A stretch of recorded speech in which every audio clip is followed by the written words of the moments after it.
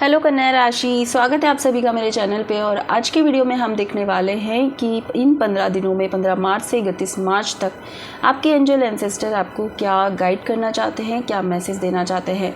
तो अगर आपके मन में कितने भी सवाल है, अगर आपके उनके जवाब आपको नहीं पता है, आपको लगता है कि यार मुझे इस वीडियो में गाइडेंस मिले, तो अपने जो भी सवाल है अपने मन में दोहराइए और अपनी एंजल से प्रार्थना करिए कि आपको उनके जवाब इस वीडियो में मिल जाए।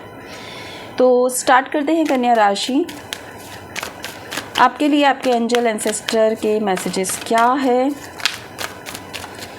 आपकी एंजल एंसेस्टर के मैसेजेस आपके लिए क्या है।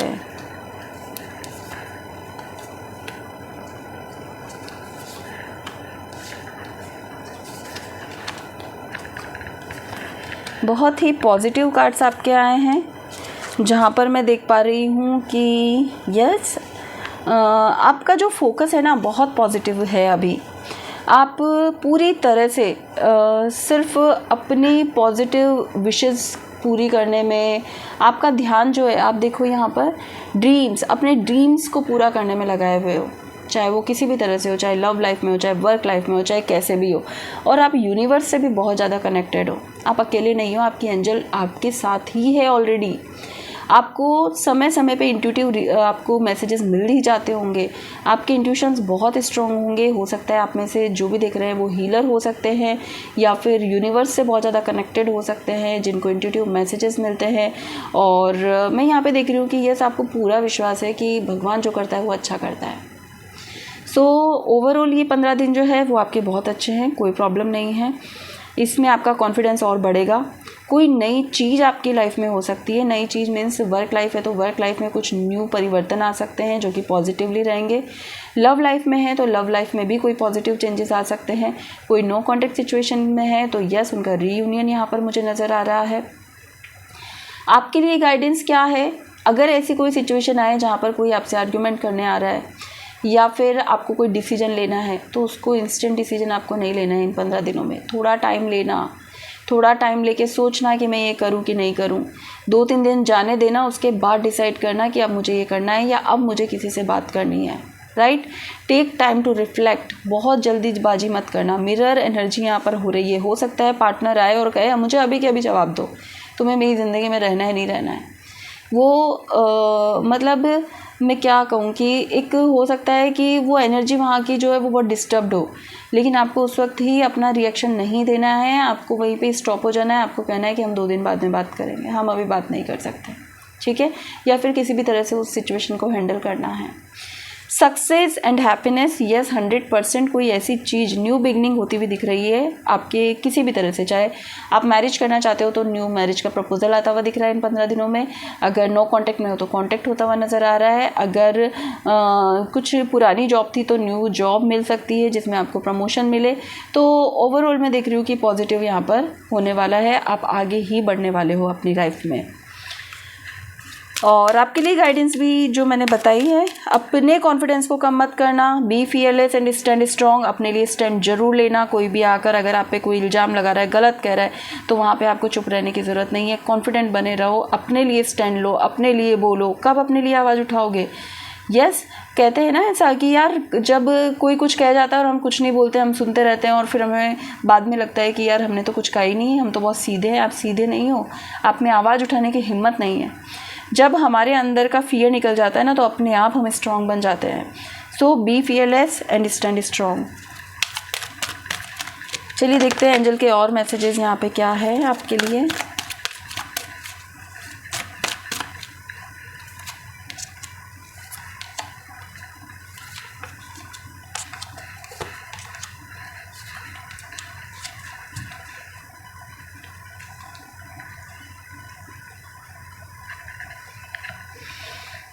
एंजल आपको ये मैसेज देना चाहते हैं कि गो विथ फ्लो। ये 15 दिन आपको फ्लो के साथ चलना है। एंजल आपको हील कर रहे हैं, एंजल आपको सही डायरेक्शन दे रहे हैं। आपको इंट्यूटिवली कहीं ना कहीं देखिए आपकी पावर से ही मैसेज मिल रहे हैं। भाई आप जो भी देख रहे हो ना, आप बहुत इंट्यूटिव हो। जल्दी से मुझे कमेंट करके बताइए कि सच में आपको इंट्यूटिव मैसेजेस मिल जाते हैं या फिर कोई ऐसा पर्सन है आपके पास जो कि आपको बहुत सही गाइड करता है या सही समय पर आपको गाइड करने के लिए पहुँच जाता है। ठीक है, जो भी आप में क्वालिटीज़ है ना, आपको भी गाइड करना चाहिए। अगर कोई आपके पास आता है, आपकी गाइडेंस लेना चाहता है, तो आपको गाइड करना चाहिए। एंड यहाँ पर मैं ये देख रही हूँ कि अपनी एनर्जी को और हाई बनाने के लिए, अपनी एनर्जी को और पुश देने के लिए आपको अच्छी डाइट लेनी चाहिए।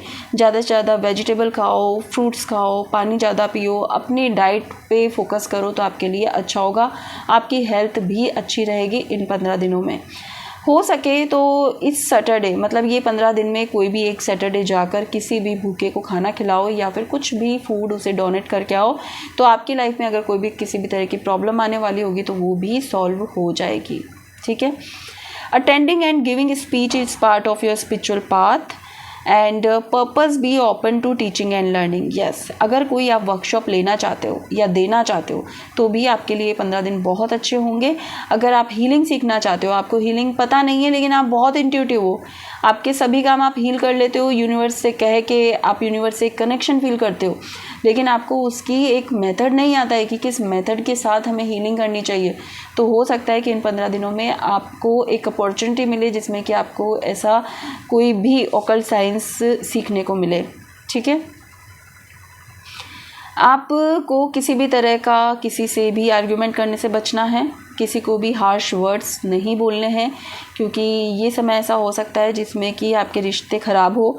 तो बेटर है कि जब हम किसी से आर्ग्यूमेंट ही नहीं करते, जब किसी को कुछ गलत बोल ही नहीं रहे हैं, तो चीज़ें ऑटोमेटिकली स्मूथली चलती रहती है। देखते हैं आपके पार्टनर के मैसेजेस आपके लिए क्या रहने वाले हैं इन 15 दिनों के लिए। कन्या राशि, आपके पार्टनर के मैसेजेस आपके लिए क्या रहने वाले हैं इन 15 दिनों के लिए। अलोननेस क्यों है? ओके, मुझे ऐसा लगता है कि यहाँ जो भी ये रीडिंग देख रहे हैं उसमें या तो आप दोनों में बहुत कम बातचीत हो रही है, सिर्फ नॉर्मल एक कॉम्प्रोमाइज़ चल रहा है कि ठीक है इसने बात की, इसको जवाब दे दिया, नई बात की नहीं की, या फिर बहुत से लोग नो कॉन्टेक्ट सिचुएशन में है, ब्लॉक किया हुआ है एक दूसरे को, एक दूसरे से बात नहीं हो रही है। आपके पार्टनर चाहते हैं कि आप उनके सामने झुको, आप उनको सॉरी बोलो, आपको रियलाइज़ होना चाहिए कि आपने गलती की।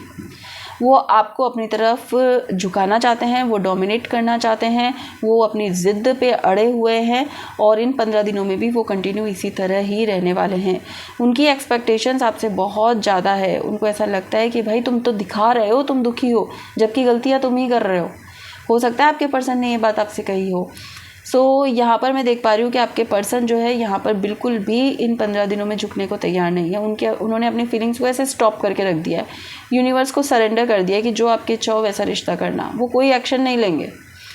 अब ऐसा इंसान जो अपने लिए स्टैंड ही नहीं ले रहा हो, जो अपने लिए एक्शन ही नहीं ले रहा हो, वो सिर्फ इंतज़ार कर रहा हो कि कोई आए मुझे पैम्पर करे या फिर मेरी बातों के जवाब दे, तो ऐसे पर्सन के साथ कनेक्ट होने का क्या फ़ायदा। जिसे रिश्ते की परवाह होती है वो कैसे भी आता है, वो कैसे भी कनेक्ट करता है, वो कैसे भी आपको खुश रखने की कोशिश करता है। तो अगर आप ऐसे रिश्ते में हो जहाँ पर पर्सन इतना ज़िद्दी है, और ये मुझे लगता है ये पहली बार नहीं हुआ है, आपका रिश्ता बहुत पुराना है और ये इस चीज़ों से आप कई बार निकल चुके हो और हमेशा आप ही को झुकना पड़ता है अपने पर्सन के सामने। तो मैं यहाँ पे ये कहूँगी कि अपनी जो इमोशंस है इसको यहीं पे स्टॉप कर दो, ये राइट टाइम है। देखो यहाँ नीचे भी न्यू चेंजेस आए थे, तो यस कुछ न्यू चेंजेस अपने आप में लेकर आओ और स्टॉप कर दो इस एनर्जी को यहीं पे कि ठीक है, अगर तुम नहीं आना चाहते तो मैं भी नहीं आना चाहता। अब ऐसे रिश्तों में रहने का कोई फ़ायदा नहीं होता। ठीक है, नेक्स्ट हम देख लेते हैं क्या आपके पर्सन लॉयल है आपके लिए।